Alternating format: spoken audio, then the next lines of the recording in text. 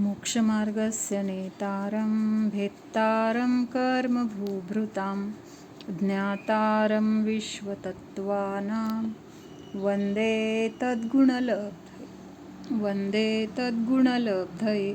आचार्य उमास्वामी विरचित तत्वार्थ सूत्र. ह्याच्यामध्ये आपण जे मिथ्या ज्ञान आहेत, मती, श्रुत आणि अवधी, म्हणजे कुमती, कुश्रुत आणि कुअवधी, तर ह्या ज्ञानवाल्या जीवाला हा जीव पण काय करतोय, ज्याला मिथ्या ज्ञान आहे तो जीव पण काय करतोय, पदार्थाला जाणतोय. आणि सम्यक दृष्टी जीव पण काय करतोय, पदार्थाला जाणतोय. म्हणजे दोन्ही पण काय करताय, त्या दोघांना पण ज्ञान होतंय. पण त्या दोघांच्या ज्ञानामध्ये फरक सांगितलाय. काय फरक सांगितलाय? मिथ्या दृष्टीच्या ज्ञानाला मिथ्या ज्ञान म्हटलंय.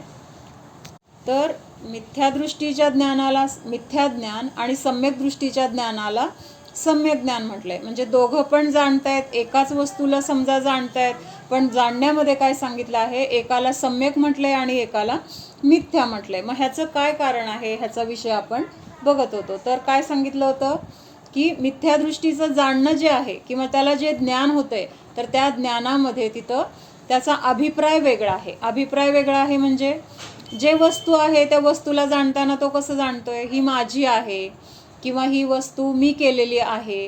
म्हणजे त्याच्यामध्ये एकत्व, ममत्व, कर्तृत्व किंवा भोक्तृत्व करून त्या वस्तूला तो जाणतोय. त्यामुळं तिथं काय आहे, ती विपरीत जाणणं आहे किंवा चुकीचं जाणणं आहे, म्हणून त्याच्या ज्ञानाला मिथ्या म्हटलेलं आहे. आणि सम्यक दृष्टी काय करतोय, त्याच वस्तूला जाणत असताना त्या वस्तूला, त्या वस्तूचं स्वतंत्रता किंवा ते वस्तू एक म्हणजे द्रव्य आहे, त्याचं परिणमन स्वतंत्र आहे, त्याचा माझा काही संबंध नाही किंवा मी त्याचा कर्ता नाही, ते माझ्या सुखाचं कारण नाही, असं तिथं काय आहे, भेदविज्ञान आहे.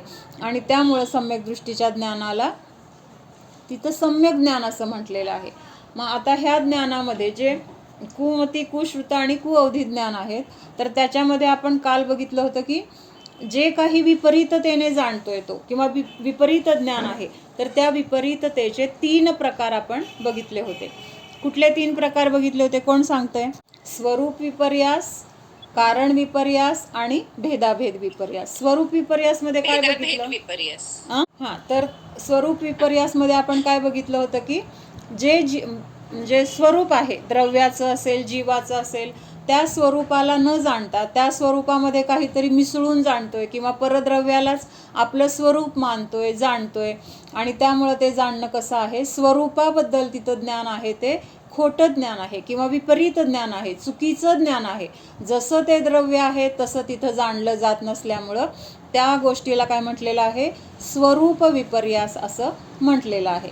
म्हणजे ह्या शरीराला आपण काय समजतोय, परद्रव्य असताना सुद्धा शरीर म्हणजे मी किंवा शरीराचं अस्तित्व ते माझं अस्तित्व.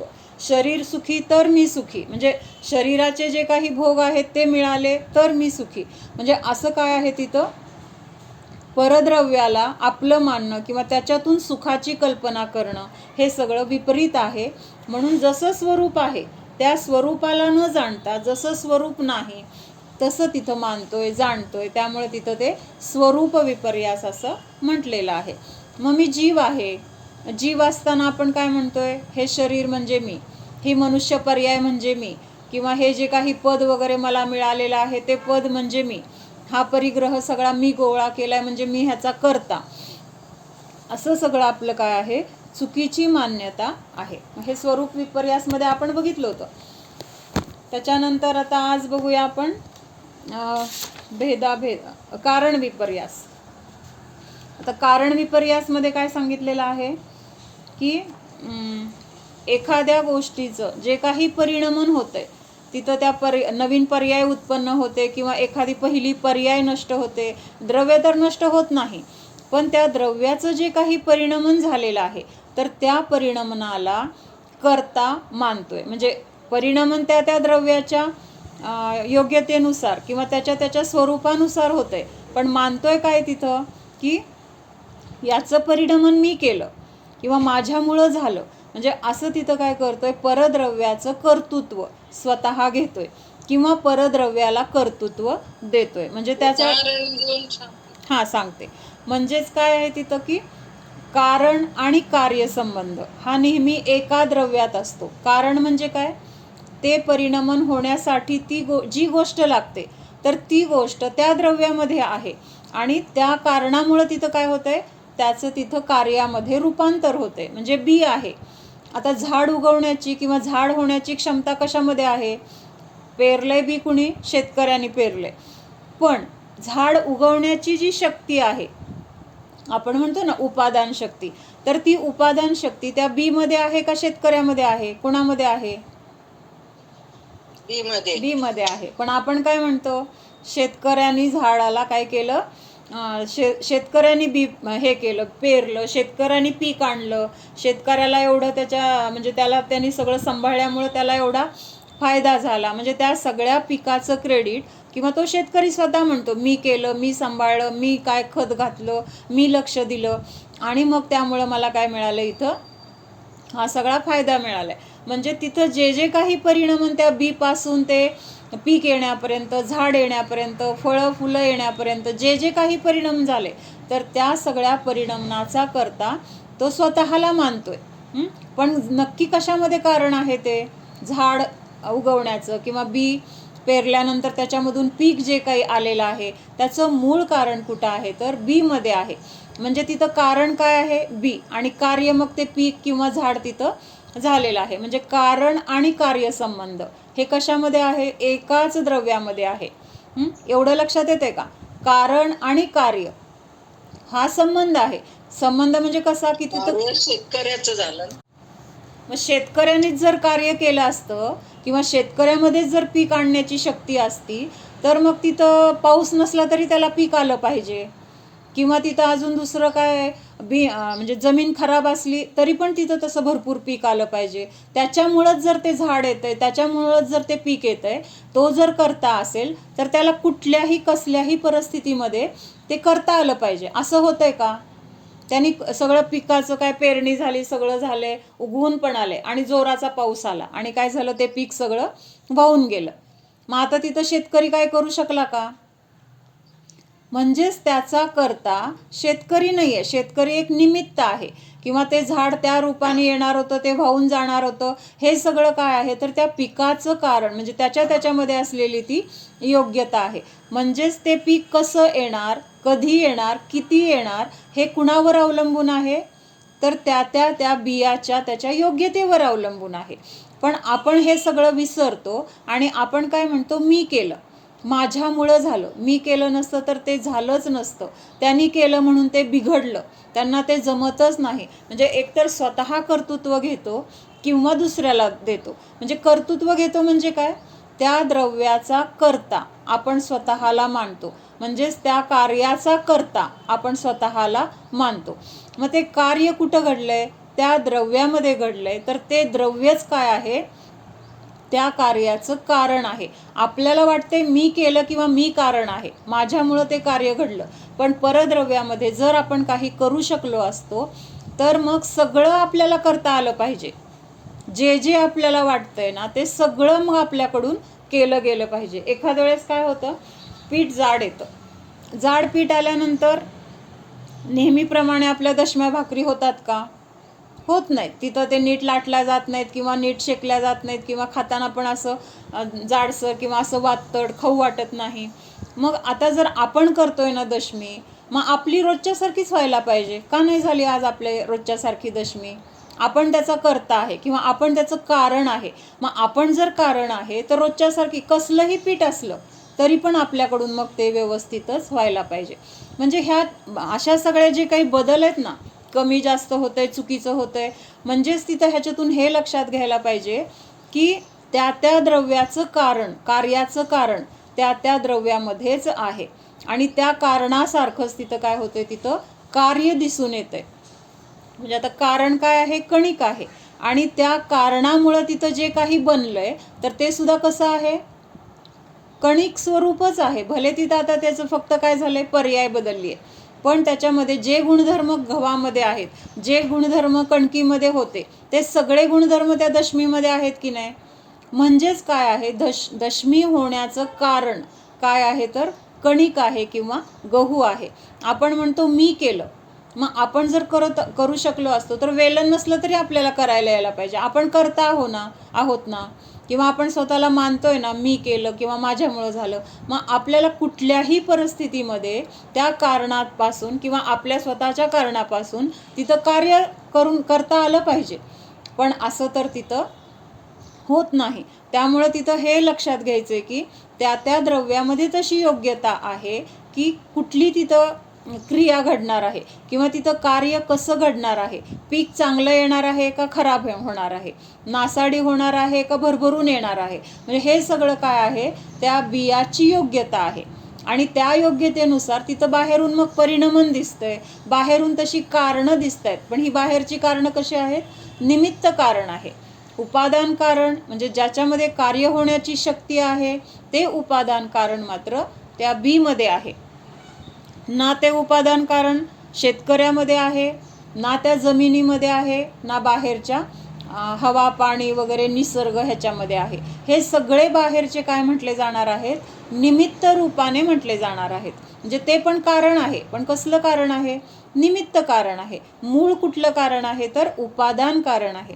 आणि हे न जाणता आपण तिथं काय करतोय, त्या कारण म्हणजे जे काही कार्य घडले त्या कार्याचा करता त्या द्रव्याला न मानता आपण स्वतःला तरी मानतोय किंवा परद्रव्याला तरी मानतोय. म्हणजे त्या द्रव्यामध्ये जे कार्य झालंय त्याचं क्रेडिट त्या द्रव्याला आहे. आणि ते क्रेडिट आपण काय करतोय, एक स्वतः तरी घेतोय किंवा दुसऱ्या द्रव्याला तरी देतोय. आणि असं हे मानणं मग काय आहे, हे चुकीचं ज्ञान आहे हे. आणि ह्या ज्ञानाला मग काय म्हटलेलं आहे, कारण विपर्यास असं म्हटलेलं आहे. म्हणजे जे मूळ कारण आहे त्या कारणाला न समजता तिथं चुकीच्या कारणामुळं ते कार्य झालं असं मानणं, असं सांगणं किंवा तसं समजणं, हे सगळं काय आहे तर विपरीत ज्ञान आहे. आणि त्यामुळं तिथं काय होतंय तर परत त्याच्यातून पण आपल्याला जे काही रिझल्ट येणार आहे तर तो काय येणार आहे, दुःखरूपी किंवा आकुलता रूपीच येणार आहे.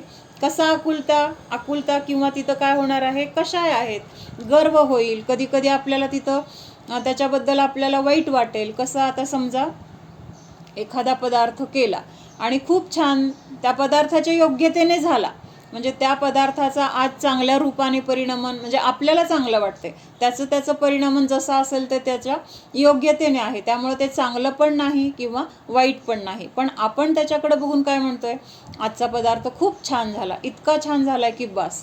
आणि मग तिथं जेवायला बसल्यानंतर सगळ्यांनी त्याचं भरभरून कौतुक केलं. आता भरभरून कौतुक केल्यानंतर आपल्याला आनंद व्हायचं कारण आहे का आपल्याला आनंद व्हायचं कारण? पण आपल्याला तिथं आनंद होतोय का? आनंद होतोय जर असं विचार आला की त्याच्यामध्ये तसं होणार होतं, ते झालं, तर तिथं आनंद व्हायचं काही कारण आहे का? त्या पदार्थामध्ये आज अशी परिणमन होण्याची त्याची योग्यता होती, असं जर तिथं विचार आला तर आपल्याला आनंद व्हायचं कारण आहे का? आपल्याला आनंद होतो म्हणजेच काय आहे, तिथं कर्ता बुद्धी आहे. मी केलं, माझ्यामुळं एवढं छान झालं, मला असं छान करता येतं. आणि मग सगळ्यांनी कौतुक केलं की आपल्याला आतून काय होतं, आनंद होतो. असं एक प्रकारचा आनंद म्हणजे काय आहे, तो गर्व आहे, अभिमान आहे, किंवा त्याच्याबद्दलचा एक अहमपणा किंवा आपण त्याचं कारण नसताना सुद्धा त्याचं आपण स्वतःला क्रेडिट घेतोय. म्हणजे हे सगळं काय आहे, कारण विपर्यास आहे. आता दुसऱ्या बाजूने बघूया. आपण तो पदार्थ छान झालाय वगैरे म्हणून वाढला सगळ्यांना, आणि मग सगळ्यांनी काय केलं, गपचूप बसून खाल्लं. त्या पदार्थाकडे तो कसा झालाय किंवा छान झालाय, कुणी केलाय, इतका कसा छान केलाय, कसं जमतं, असं कुणी कौतुकच केलं नाही. आता तिथं काय झालं, कर्ता बुद्धी आहे ना, मी केले, तर तिथं काय झालं, समजा कुणी आपल्याला म्हटलंच नाही छान झालाय, काय वाटेल आपल्याला? तिथं काहीच वाटणार का? काहीच नाही, काय वाटेल? वाईट वाटणार. अरे मी एवढे कष्ट केले त्यांच्यासाठी, हा पदार्थ केला त्यांच्यासाठी, मी एवढी धडपड केली, एवढं त्याच्यात वेळ घालवला माझा, आणि त्यांनी साधं माझं काहीच कौतुक केलं नाही. साधं म्हणायचं तरी छान झालंय बरं का, तेवढे 2 शब्द सुद्धा त्यांनी आम्हाला सांगितले नाहीत. असं कुठं असतंय काय? मग तिथं काय झालं, दुःख झालं. मग ह्या दुःखाचं कारण काय? हे उदाहरण आपले नेहमीचेच आहेत, म्हणजे असे वेगळे काय नाही आहेत. पण त्याच्या मागं आपलं जे काही चुकीच्या कल्पना आहेत, तर त्या कल्पना काय चुकीच्या आहेत तर ते आपण इथं बघतोय. मग तिथं काय कल्पना आहे? अहम आहे ना, मी केलाय तो पदार्थ, आणि मग आता त्यांनी चांगलं म्हणायला पाहिजे अशी अपेक्षा, आणि नाही म्हणलं म्हणून तिथं काय झालं? दुःख झालं. चांगलं म्हणल्यानंतर तिथं गर्व झाला, चांगलं काहीच म्हणलं नाही तर तिथं काय झालं? दुःख झालं. म्हणजे हे सगळं काय आहे? कारण विपर्यास. त्याच्यामुळं आपल्याला एकतर गर्व म्हणजे कशाय होतोय, किंवा दुसरं काय होतंय तिथं? दुःख होते जर आपलं कौतुक केलं नाही. असं प्रत्येक पदार्थामध्ये, प्रत्येक क्रियेमध्ये हे सगळं काय आहे? चालू आहे, हे घडत आहे. अनादी काळापासून हे चालू आहे, कारण आपलं ज्ञानच सगळं विपरीत आहे, आपली सगळी मान्यता विपरीत आहे. त्यामुळं आपल्याला ते घडणारच. आपण असं पण राहू शकतो ना, जर आपल्याला हे ज्ञान झालं की त्या पदार्थामध्ये तशी होण्याची योग्यता होती, मग आपलं कुणी कौतुक केलं तरी आपल्याला काय वाटणार? मी कोण करणारा? मी फक्त तिथं काय आहे? जीवाचा स्वभाव काय आहे? करणे आहे का जाणणे आहे? आपण आपलं ते वाटणार की व्यवहारात व्यवहार पाळायचे आहेत. तिथं असं मी म्हणत नाहीये की तिथं कौतुक करायचं नाहीये. आपल्याला जे योग्य वाटतंय किंवा जे करायला पाहिजे व्यवहारातले नियम सगळे पाळायचे, पण ते करत असताना तिथं अंतरंगामध्ये ही मान्यता पाहिजे की ना पदार्थ त्यांनी केलाय, ना तो पदार्थ मी खाल्लाय. त्यांनी ते केलेलं जाणलंय, मी खाल्लेलं जाणलंय. म्हणजे हे जे भेदविज्ञान आहे ते अंतरंगामध्ये असणारच आहे. आणि बहिरंगामधून व्यवहार कसा चालणार आहे? मी खाल्लं, मी केलं, छान केलं नाही, किंवा जे काही असेल माझं तुझं असं सगळं बोललं जाणार आहे. पण इथं ह्या सगळ्या क्रिया बोलत असताना, करत असताना अंतरंगामध्ये काय पाहिजे? की हे माझं नाही, किंवा मी त्याचा करता नाही, किंवा ते सुद्धा ह्याचा करता नाहीत. पण व्यवहाराने बोलायचं असतं की आता रस्त्यात आपण नेहमी उदाहरण घेतो, चाललोय आपण रस्त्याने, लक्ष नाही आहे, एक गाडी आली, आता धडकणार होती, तेवढ्यात कोणीतरी आपल्याला ओढून बाजूला काढलं. मग आपण तिथं वाचलो. ह्याचं मुख्य कारण काय आहे? उपादान कारण म्हटलं तर आपलं आयुकर्म आहे. आपलं आयुकर्म होतं मुख्यतेने. त्यामुळं तिथं त्या माणसाला असे भाव झाले की अरे हा गाडी खाली येईल, ह्याला बाजूला काढावं. आपलं लक्ष नव्हतं आणि त्यांनी बाजूला काढलं. म्हणजे मुख्य कारण तर तिथं आपलं आयुकर्म अजून संपलं नव्हतं. आणि निमित्त कारण काय झालं? त्या व्यक्तीला भाव झाले की गाडी खाली येऊन मरेल किंवा ह्याला दुखापत होईल, ह्याला बाजूला काढायला पाहिजे, आणि त्यांनी पटकन काढलं. मग त्यांनी आपल्याला वाचवलं असं आपण 4 लोकांना सांगणार, त्याचे पण आभार मानणार. आपल्या घरी आल्यानंतर आपण त्याचं विशेष काहीतरी मान सन्मान करणार किंवा आदर करणार. पण हे सगळं करत असताना तिथं मुख्य कारण विसरलं जाणार नाहीये. मुख्य कारण काय आहे? माझं आयुकर्म अजून संपलं नव्हतं. हे मूळ तत्व आहे. मग असं जर आपण म्हटलं काय माझं आयुकर्म होतं, त्यांनी कुठं वाचवलं, असं म्हटलं तर तिथं व्यवहार राहिला नाही.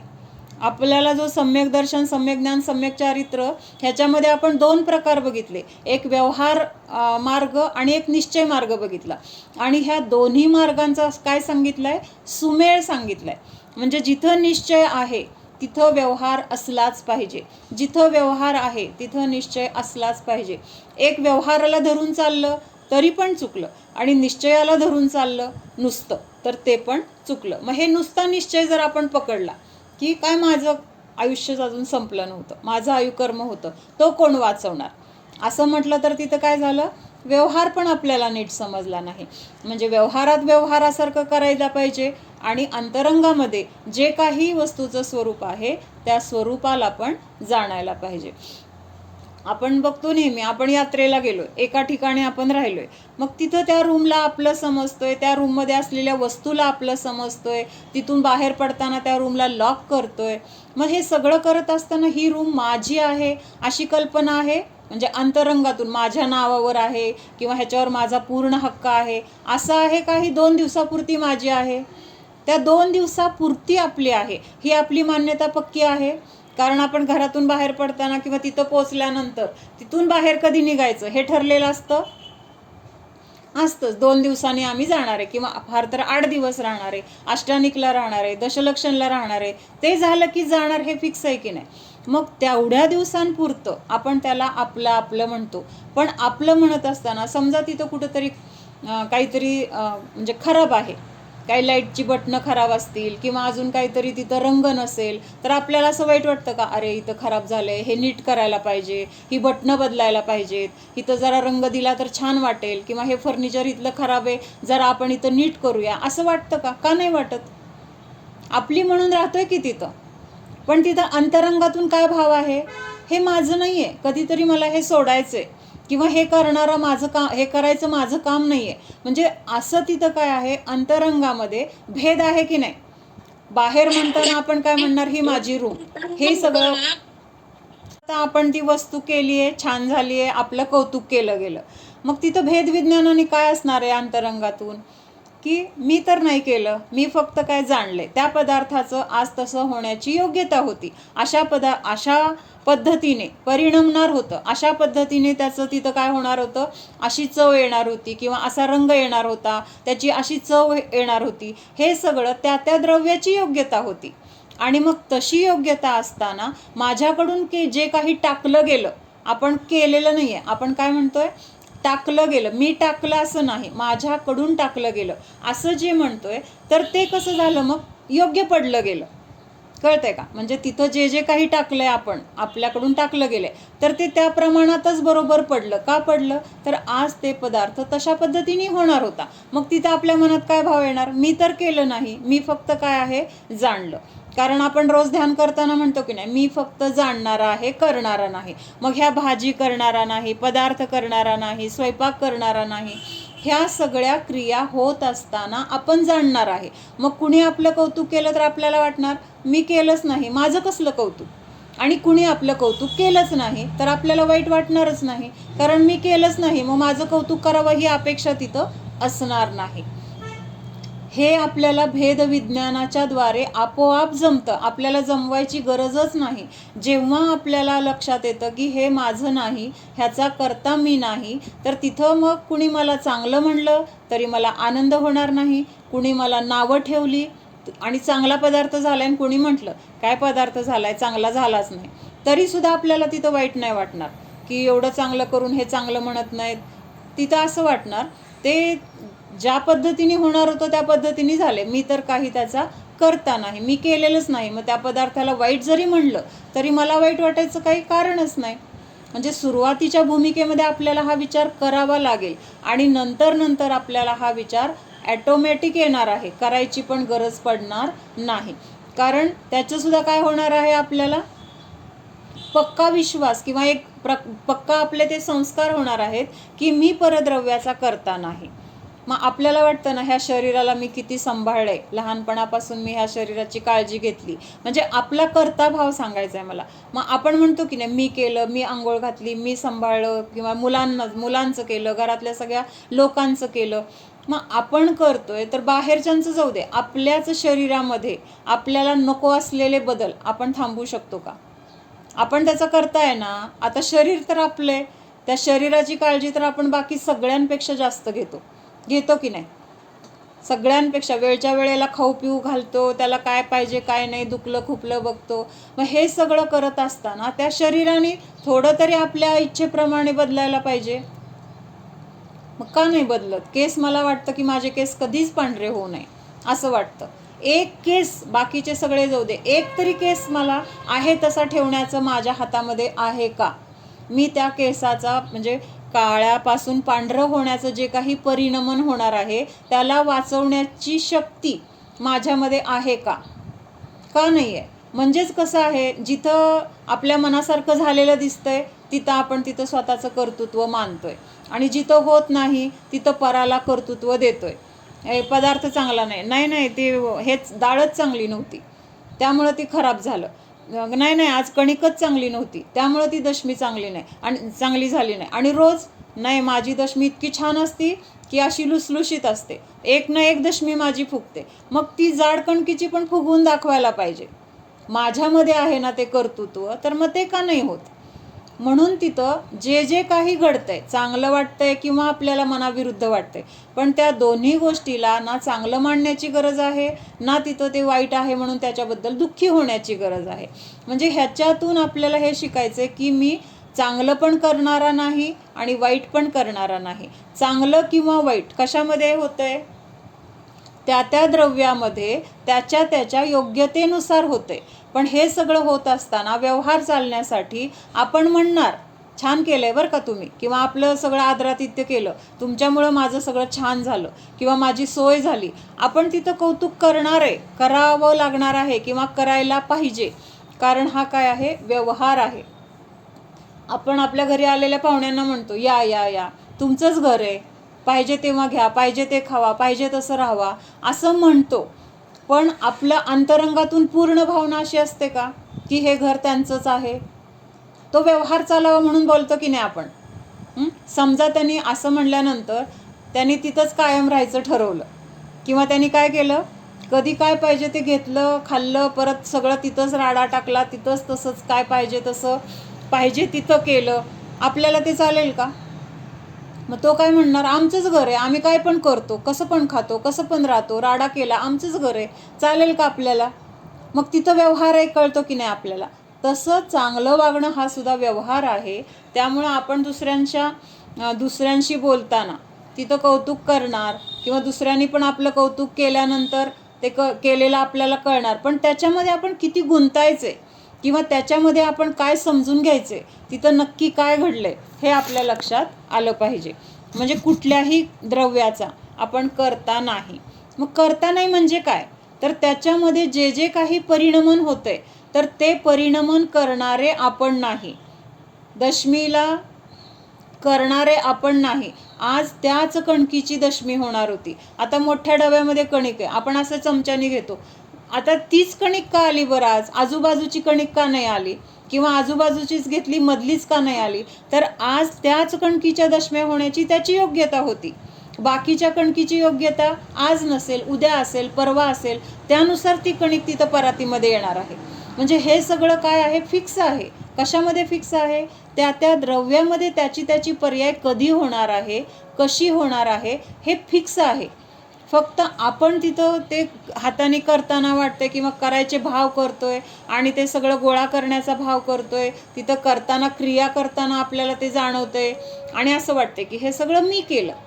आणि हे मी केलं हे जर आपल्याला तोडायचंय तर ते तोडणं सुद्धा खूप अवघड आहे. कारण अनादी काळापासून मी केलं मी केलं मी केलं, मी त्याचा करणारा, हे संस्कार आपले खूप आहेत. त्यामुळं आत्ता आपल्याला असं म्हटलं तरी पटत नाही, हे मी नाही केलं असं कसं, मीच तर सकाळपासून राबले, मीच तर सगळं सकाळपासून त्याच्यासाठी वेळ दिलाय आणि मी केलं नाही असं कसं.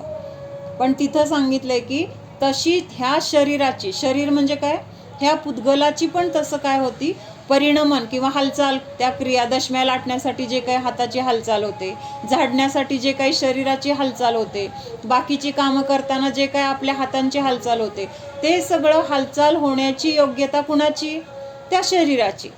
आणि तिथं त्या पदार्थामध्ये जे काही बदल होत आहेत, डाळ डब्यात होती, आता कुकरमध्ये येऊन शिजली, मग ती शिजण्याची पण त्याची योग्यता होती. आपण कुकर लावला म्हणून शिजली, आपण लावलं म्हणूनच झाली असं नाही.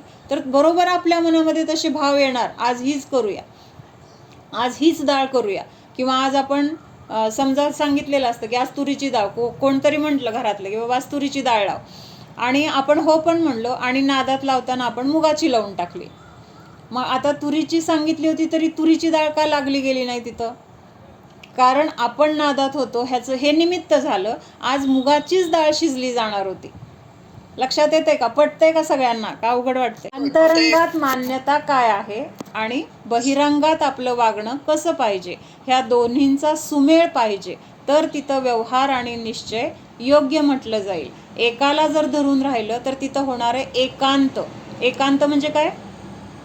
जर एकाच गोष्टीला मानलं तर बाकीच्या सगळ्या गोष्टी सुटल्या आणि त्यामुळं तिथं काय झालं, अनेकांताला बाधा आली. व्यवहार हाच व्यवहार की आता समजा तू म्हटली ना, पदार्थ केलाय कुणीतरी आणि तू खाल्ला, तर तू खाल्ल्यानंतर तू म्हणायलाच पाहिजे की बाबा छान झालाय, किंवा आज मला तुमच्यामुळं व्यवस्थित जेवायला मिळालं. म्हणजे हे तर तिथं म्हणणं गरजेचंच आहे, कारण हा व्यवहार आहे किंवा पद्धत आहे आणि बोललं पाहिजे. पण अंतरंगातून त्यावेळेस तुझ्या पुण्यकर्माचा उदय होता आणि तुला ते सगळं व्यवस्थित जेवण मिळणार होतं. ही जी परिस्थिती आहे किंवा हे जे स्वरूप आहे, हे स्वरूप विसरलं नाही गेलं पाहिजे. म्हणजे ह्या दोन्ही गोष्टी माहीत पाहिजेत तिथं. ना समोरच्याला आपण कमी लेखायचे ना आपल्याला स्वतःला कमी लेखायचे. जे जसं आहे तसं फक्त जाणायचे. व्यवहारात व्यवहार हे पाळलेच पाहिजे. जर व्यवहार नाही पाळले तरी सुद्धा तिथं सगळं काय होणार आहे, धर्माचा सगळा धर्म कोलमडून जाईल. धर्म काय होईल, कोलमडून जाईल. म्हणून व्यवहार आणि निश्चय यांचा एकमेकाच्या हातात हात असला पाहिजे असं म्हटलं जातं. हे आपण बघत होतो. दुसरं म्हणजे आपल्याला व्यवहारी भाषेमध्ये सुद्धा जर कोणी असं म्हणल मी केलं, माझ्यामुळे झालं, तर आपण काय म्हणतो, त्याला फार गर्व आहे म्हणतो की नाही आपण. व्यवहारामध्ये असं जर एखाद्याला असतं स्वतःचं कौतुक सांगायचं, मग ते आपल्याला ऐकताना कसं वाटतं, म्हणजे व्यवहारात सुद्धा हे चुकीचं वाटतं. आणि म्हणजे वस्तू स्वरूपाने तर ते चुकीचंच आहे. म्हणून आपल्याला शाळेमध्ये शिकवताना एक कर्तरी आणि कर्मणी असे 2 प्रयोग होते. म्हणजे मी स्वयंपाक केला हे झालं कर्तरी, म्हणजे कर्ता भाव घेऊन केलेलं ते वाक्य. आणि माझ्याकडून स्वयंपाक केला गेला म्हणजे तिथं कर्ताबुद्धी नाही आहे. तिथं मी केला किंवा माझ्यामुळं झालं म्हणताना तिथं एक प्रकारचा अहम आहे, गर्व आहे, किंवा त्याचं कर्तृत्व घेण्याचा भाव आहे, कर्ताबुद्धी. तसं माझ्याकडून केलं गेलं, मी नाही केलं. म्हणजे आता हे समयसार ग्रंथ आहे ना कुंदकुंदाचार्यांचा, तर त्या ग्रंथावर आचार्य अमृतचंद्राचार्य यांनी टीका लिहिली. अध्यात्म कलश म्हणून त्यांनी, म्हणजे सगळे कलश रचना आहे त्यांची. अतिशय सुंदर कलश लिहिलेले आहेत. कलश म्हणजे काय, त्यांच्या गाथेनुसार त्यांचं स्वतःचं तिथं काय आहे चिंतन, तर खूप सुंदर आहेत ते. आणि हे सगळं पूर्ण श्लोक वगैरे त्यांचे लिहून झाल्यानंतर, कलश लिहून झाल्यानंतर शेवटी त्यांनी एक तिथं श्लोक लिहिलेला आहे की हे सगळी पुद्गलाची त्याची रचना होण्याची त्या शब्दांची योग्यता होती. शब्दसुद्धा काय आहेत, पुद्गल आहेत. आणि त्या शब्दांची अशा रूपाने परिवर्तन होण्याची, म्हणजे लिहिलं जाण्याची किंवा रचलं जाण्याची ही योग्यता कुणाची आहे, त्या शब्दांची आहे. ती मी रचलेली नाही. तुम्ही असं म्हणाल तुम्ही की हे अमृतचंद्राचार्यांनी हे लिहिलंय किंवा हे त्यांनी इतकं सुंदर लिहिलेलं आहे असं म्हणाल, पण असं तुम्ही गैरसमज करून घेऊ नका. त्याचा कर्ता मी नाही. त्या शब्दांची तसं रचना होण्याची योग्यता होती आणि त्यावेळेस फक्त निमित्त रूपाने माझ्याकडून ते रचलं गेलं, मी रचलं असं ते म्हणत नाहीत. म्हणजे केवढे मोठे आचार्य, आणि त्यांना सुद्धा त्या म्हणजे एवढा मोठा ग्रंथ लिहिलाय, सगळ्या लोकांचं कल्याण होण्याची भावना त्याच्यामध्ये आहे. त्याचा जे कोणी त्याचा उपयोग करतील किंवा वाचतील त्यांचं कल्याण निश्चित होणार आहे. एवढं सगळं असून सुद्धा त्यांनी स्वतःला त्याचा कर्ता मानलं नाही. आणि आपण किती क्षुल्लक गोष्टीचा स्वतःला कर्ता मानतो. आणि जर तिथं आपल्याला ते कर्तृत्व नाही मिळालं तर दुःखी होतो. कुणी कर्तृत्व दिलं तर त्याच्यामध्ये अहम करतो. म्हणून ही कर्ताबुद्धी आपल्याला तोडायची. मी परद्रव्याचा कर्ता नाही. आणि जर आपण कर्ता आहोत तर आम्हा म्हणायच्या आपल्याच पायाने आपल्या खांद्यावर चढून दाखवा.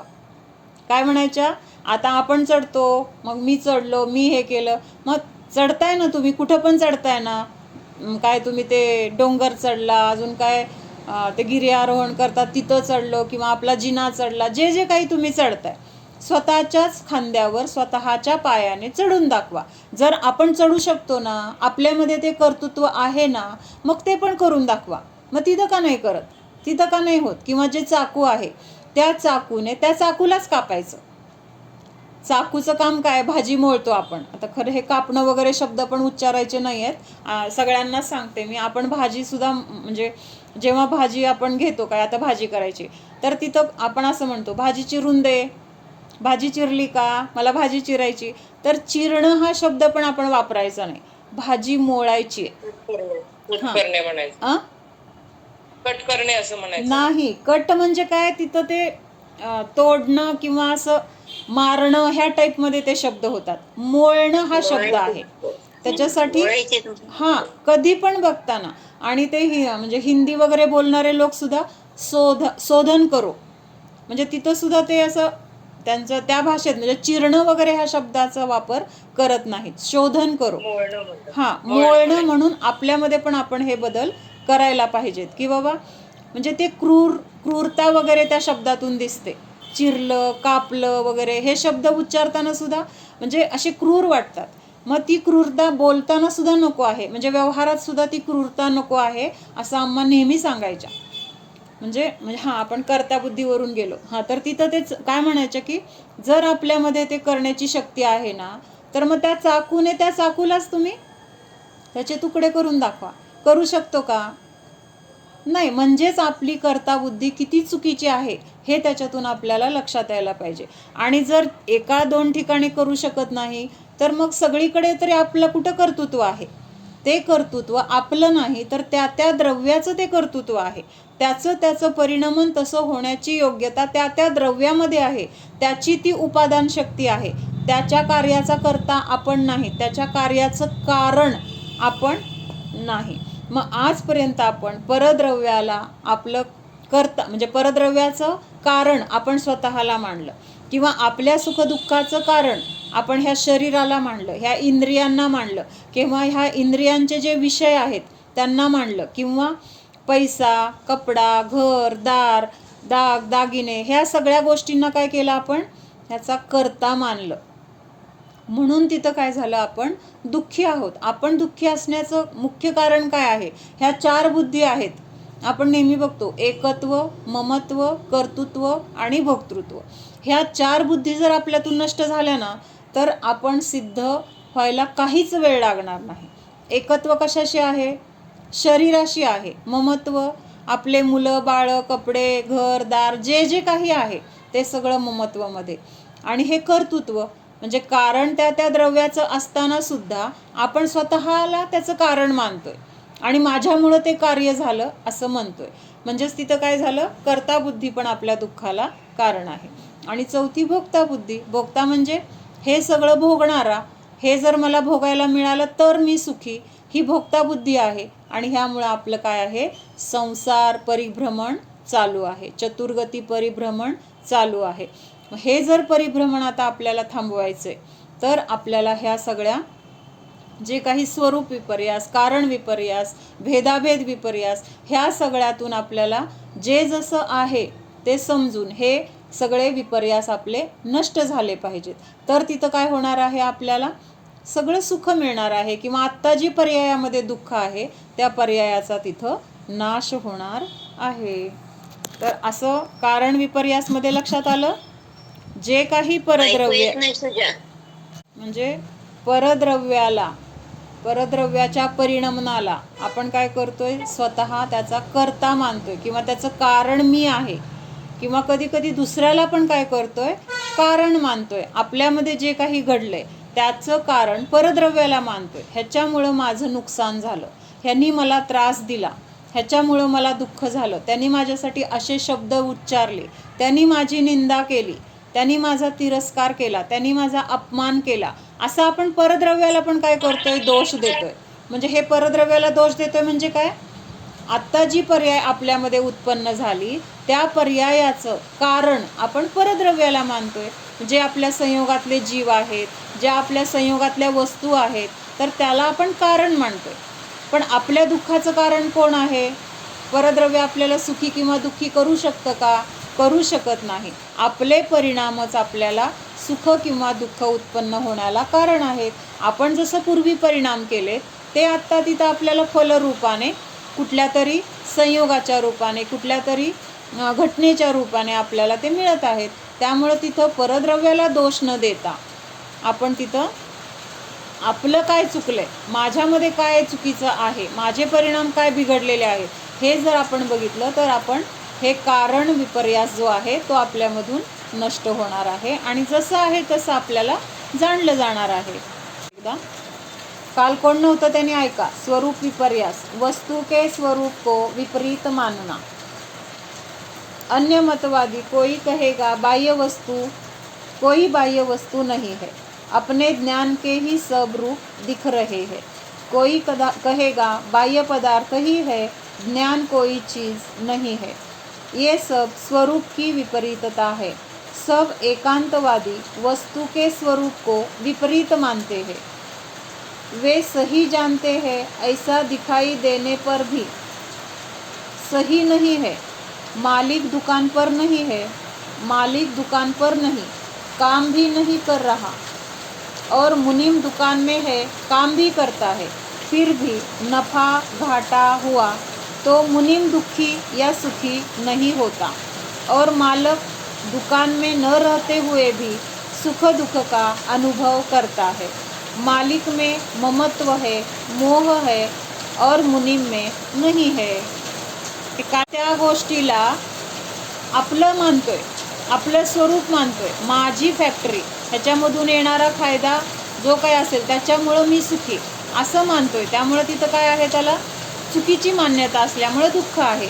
आणि तेच जो नोकर आहे किंवा मॅनेजर आहे तर तो काय करतोय, त्याचं ड्युटी म्हणून करतोय. तिथं नुकसान झालं म्हणून त्याला काय स्वतःच्या खिशातले जाणार नाही आहेत किंवा फायदा झाला म्हणून त्याला स्वतःमध्ये ते येणार नाही. त्यामुळे तो कसा आहे, त्या फॅक्टरीशी अलिप्त आहे.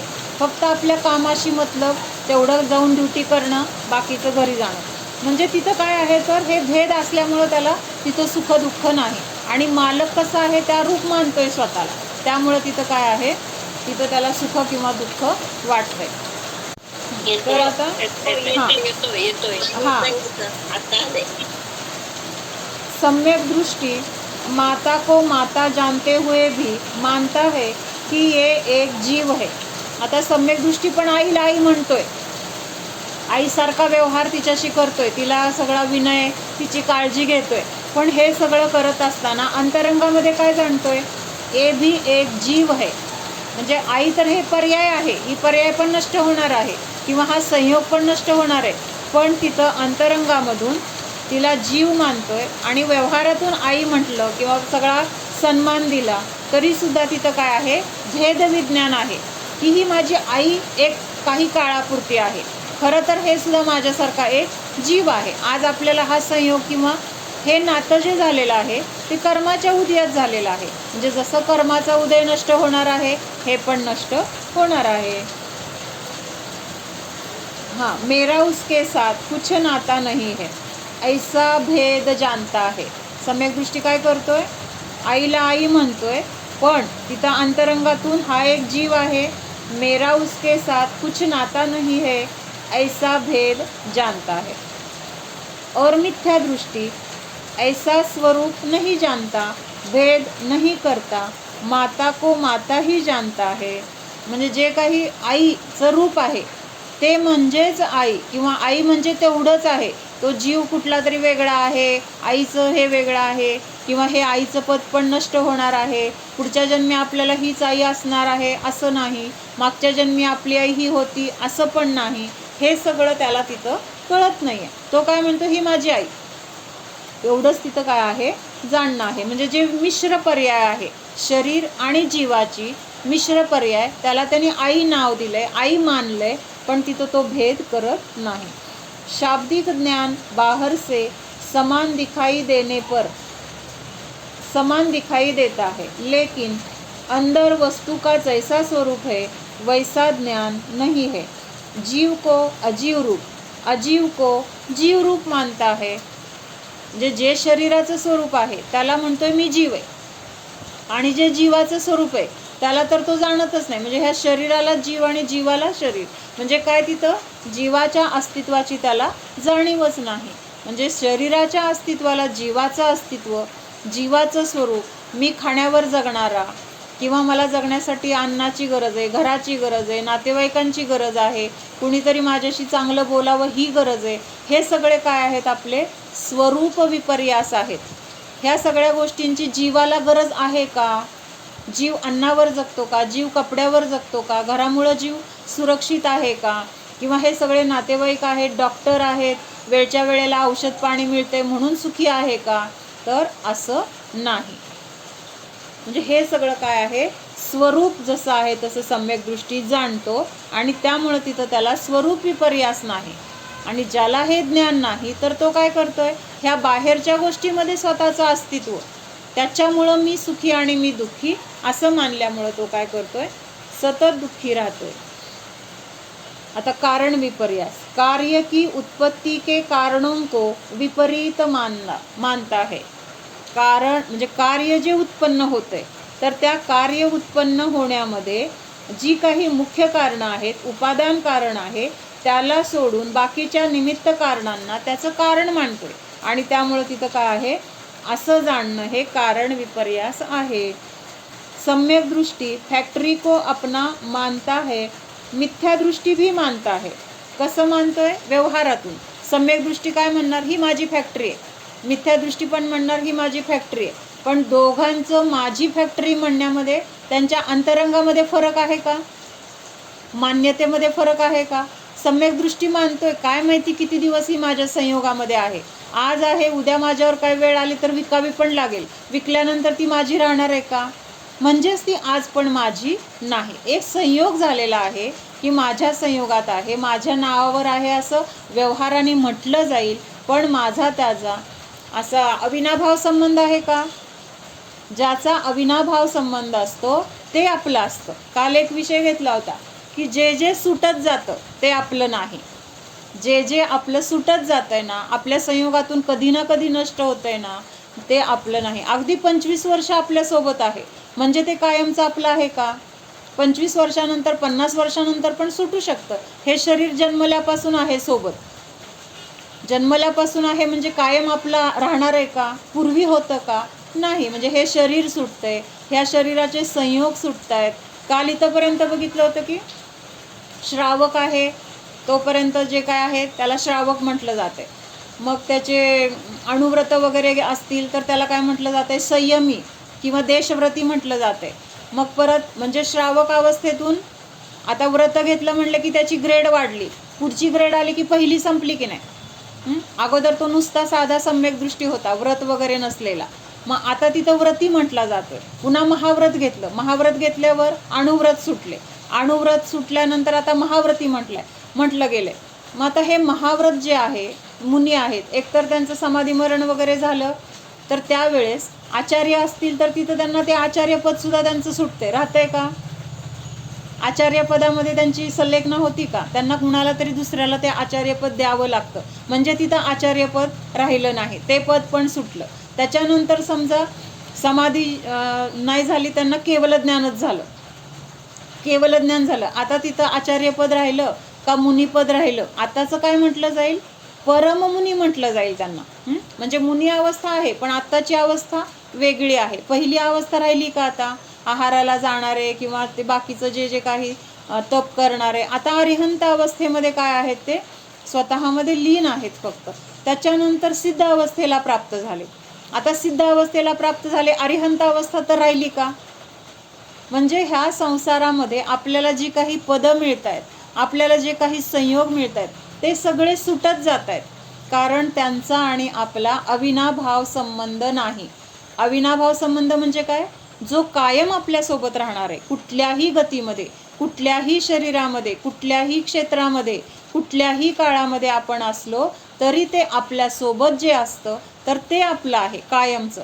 मग ह्या सगळ्यामध्ये आपण बघितलं, हे सुटलं, ते सुटलं, घर सुटलं, नातेवाईक सुटले, शरीर सुटलं, परत पुढचं शरीर मिळालं, असं करत करत करत आपण खूप संयोग सोडलेत किंवा सुटले गेलेत आणि नवीन नवीन मिळत गेले.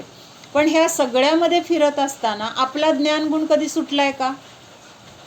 आपल्यापासून वेगळा झालाय का? आपल्या जीवाचं जे स्वरूप आहे ते बदललं गेलंय किंवा ते नष्ट झाले किंवा ते पुद्गलात परिवर्तित झाले? काही नाही. कारण आपल्या जीवामध्ये आपलं म्हणून जे आहे त्याच्याशी आपला अविनाभाव संबंध आहे आणि बाहेरच्या सगळ्या गोष्टी सुटत आहेत. म्हणजेच काय आहे? तो संयोग संबंध आहे, अविनाभाव संबंध नाही. म्हणून जे सुटतं ते माझं नाही.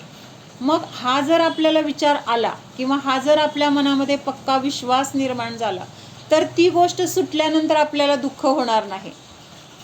काल माझी मैत्रीण गेली गावाला, माझ्याकडे होती एक 8-10 दिवस. मग ती जाताना थोडंसं वाईट वाटलं मला, पण ती दारातून बाहेर पडत असतानाच विचार केला. म्हटलं ही जेव्हा आली आपल्याकडे तेव्हा हे ठरलं होतं की ही जाणार आहे, ही राहणार नाही आहे इथं कायम.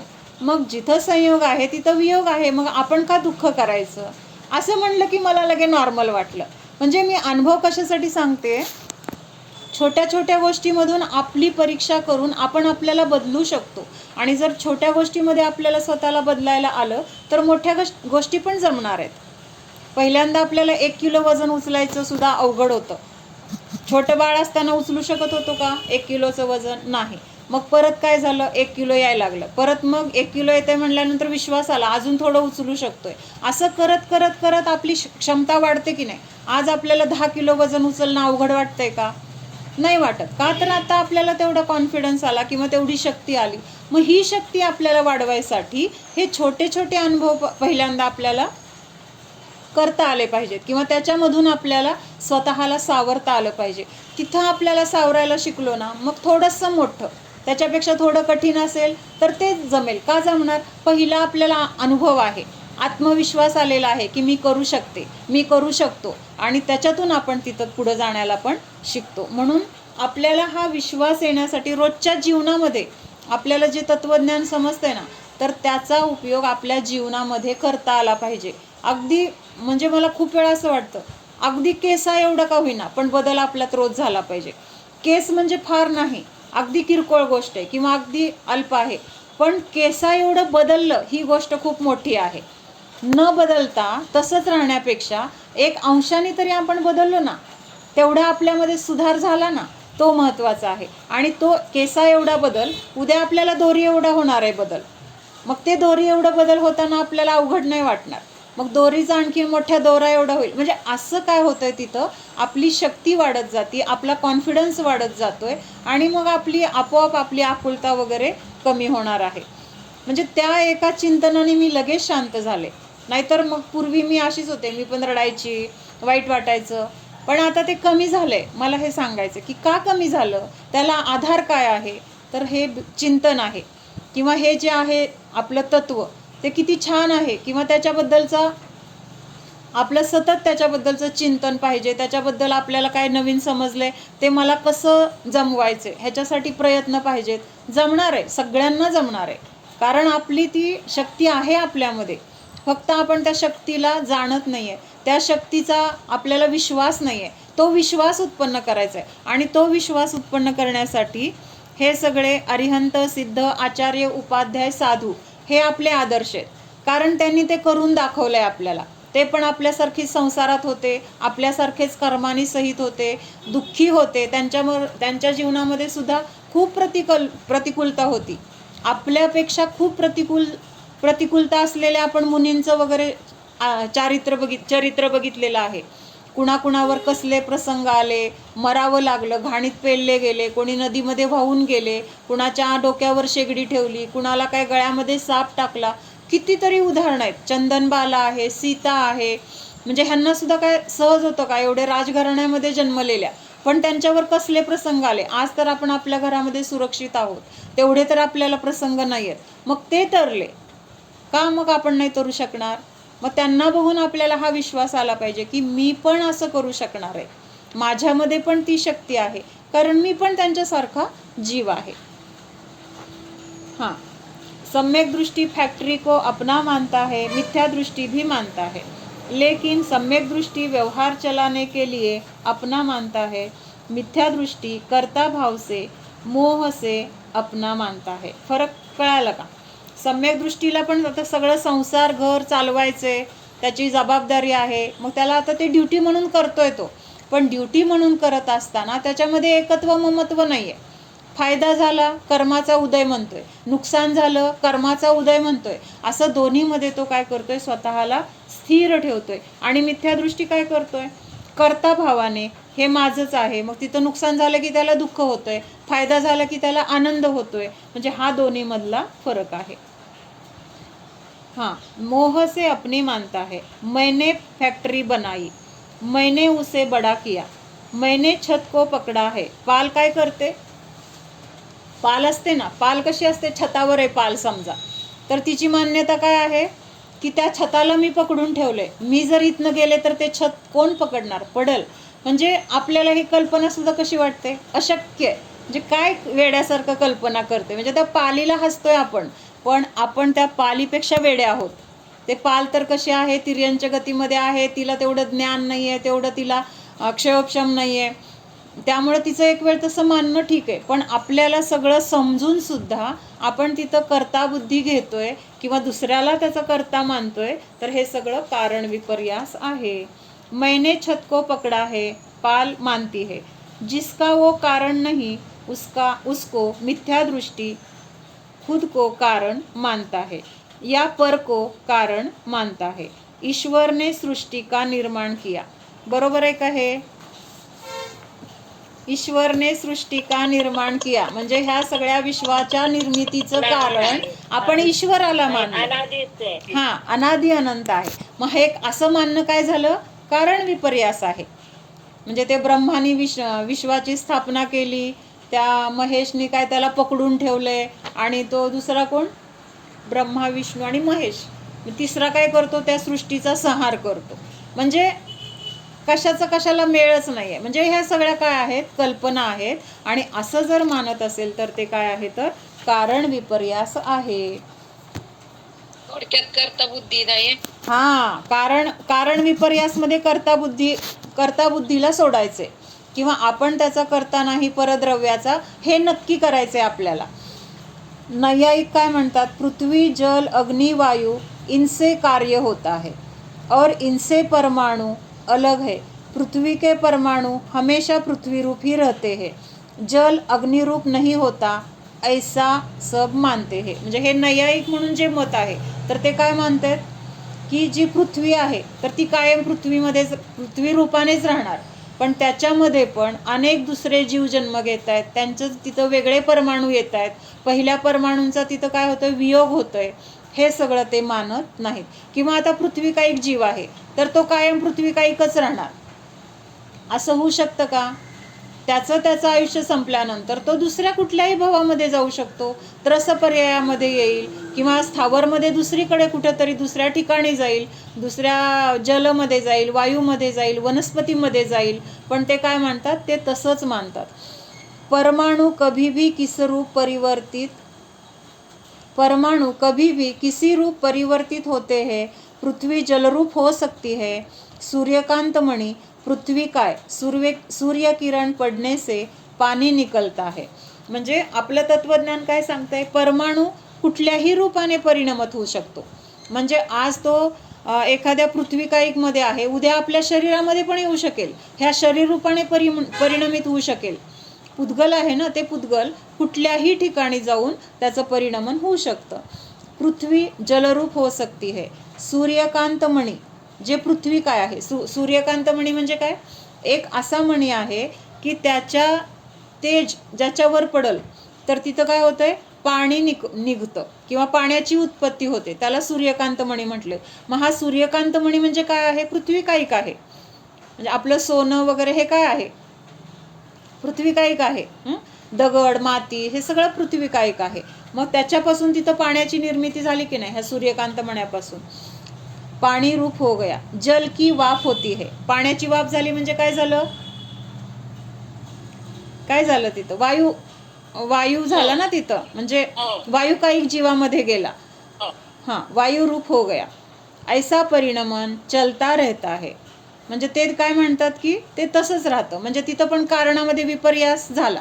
म्हणजे दुसरं त्याचं काही होतच नाही असं जे मानलं, म्हणजेच तिथं ह्या बाकीच्या गोष्टींना तिथं अडथळा आला। अन्न खाया, पेट में गैस हुई, अन्न से हुई कुछ की जठराग्नि बनी, अग्निरूप कुछ भाग, रसरूप कुछ भाग खलरूप हो गया। म्हणजे आता पोटामध्ये आपण जे काही अन्न खाल्लं, मग त्या अन्नाचं सुद्धा काय होतंय? आता अन्न म्हणजे काय आहे? वनस्पतिकायिक। त्या वनस्पतिकायिक पासून तिथं काय झालं? गॅस झालं म्हणजे तिथं परत वायुकायिक झाला। त्याच्यानंतर काही अग्नी आहे ना आपल्या पोटामध्ये, जठराग्नी म्हटलं जातं की नाही, तेच तर त्या अन्नाचं पचन करतं। मग त्या जठराग्नी रूप काही अन्नाचं तिथं काय झालं? परिणमन झालं, म्हणजेच तिथं ते अग्निकायिकमध्ये झालं। तर काही कुठं गेलं? रसरूपाने, म्हणजे शरीरामध्ये मांस झालं, रक्त झालं, किंवा हड्डीला त्याचं पोषण मिळण्यासाठी तिकडं त्याचं परिवर्तन झालं। म्हणजे हे सगळं काय आहे? तर तिथं त्या रूपाने बदल, म्हणजे एका गोष्टीचं त्याच रूपाने राहतंय असं जे त्यांचं म्हणणं आहे, तर ते इथं सगळं काय आहे? कसं चुकीचं आहे हे तिथं सिद्ध करून दाखवलेलं आहे। आता बाकीचं भेदाभेद विपर्यास उद्या बघूया। ओम सावधान, जाणा हा मी शुद्ध जीव आहे। जाणणारा आहे, मात्र जाणत आहे.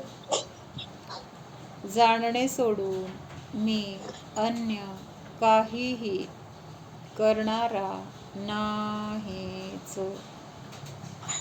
जाणा स्वतःच्या अकर्ता स्वरूपाला जाणा. हा मी परद्रव्याचा कर्ता नाही. परद्रव्य माझा कर्ता नाही. परद्रव्य मला सुखी किंवा दुःखी करू शकत नाही. मी देखील परद्रव्याचे परिणमन करू शकत नाही.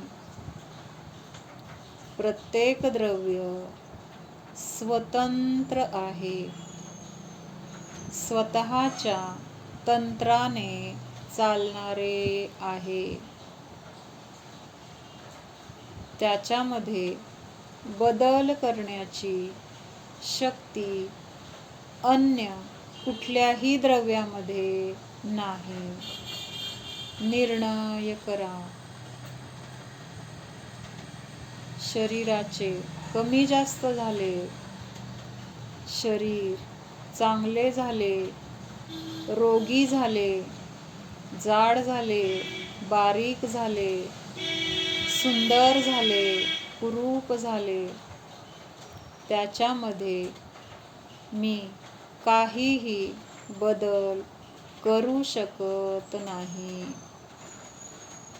या शरीररूपी पुद्गलाचे परिणमन त्याच्या योग्यतेने होते.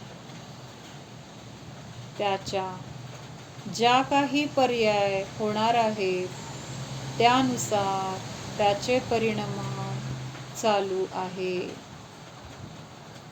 या परिणमनाला मात्र जाणणारा मी आहे.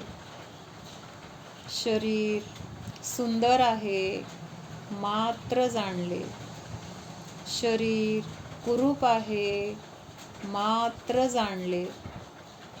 ना त्या सुंदरतेचा मी करता आहे, ना कुरूपतेचा मी करता आहे. जाणा.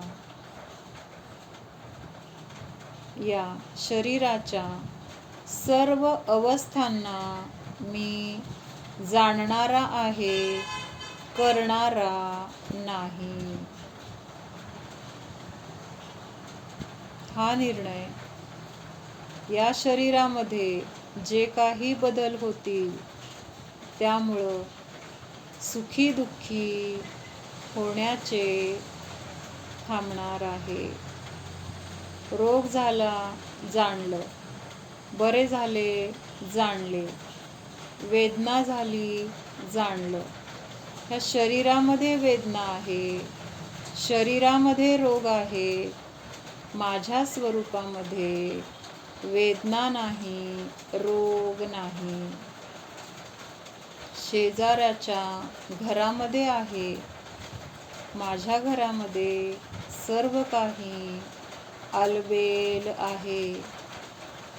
जाणा. अशा या स्वस्वरूपाला जाणा. अकर्ता स्वरूपाला जाणा. परद्रव्याची कर्ताबुद्धी माझ्या दुःखाला कारण आहे. म्हणून कारण विपर्यास समजून त्या विपरीततेला सोडले पाहिजे. जाणा. अकर्ता स्वरूपोऽहम्.